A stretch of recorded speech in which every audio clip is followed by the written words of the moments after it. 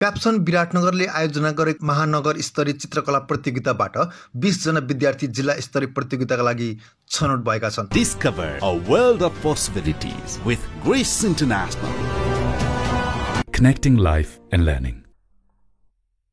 विराटनगरमा सम्पन्न प्रतियोगितामा सिनियरतर्फ 11 र जुनियरतर्फ 9 जना गरी जम्मा 20 जना विद्यार्थीहरू जेठ 29 गते हुने जिल्ला स्तरीय प्रतियोगिताका लागि छनौट भएका हुन्। प्रतियोगितामा सिनियर समूहतर्फ बुढा नीलकण्ठ स्कुलका योगराज शाह प्रथम घोषित भयो भने जुनियरतर्फ सुम्निमा बोर्डिङ स्कुलकी क्रिस्टिना राईले प्रथम स्थान हासिल गरेकी थिइन्। सिनियर समूहतर्फ द्वितीय दिल्ली पब्लिक स्कुलकी प्रेरणा पण्डित, तृतीय ग्रेडेड स्कुलकी कृतिका यादव र चौथो स्थान एभरेट स्कुलकी रोनी सापकोटाले प्राप्त गरे।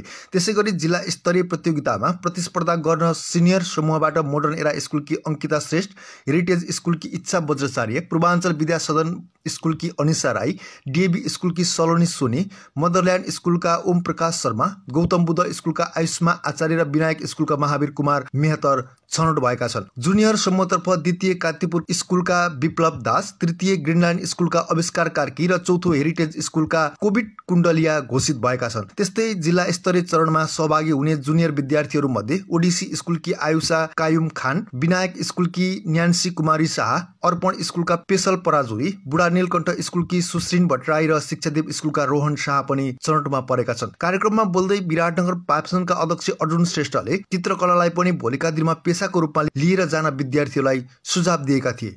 यो सिपलाई तपाईले अगाडि बढाउँदै लाग्नुभयो भने भोलिको दिनमा योलाई एउटा पेशाको रूपमा यहाँहरूले अगाडि बढाउन सक्नुहुन्छ र जो यसमा लाग्नु भएको छ यो सिपलाई तपाईहरु अगाडि बढाउँदै लाग्नुहोस्।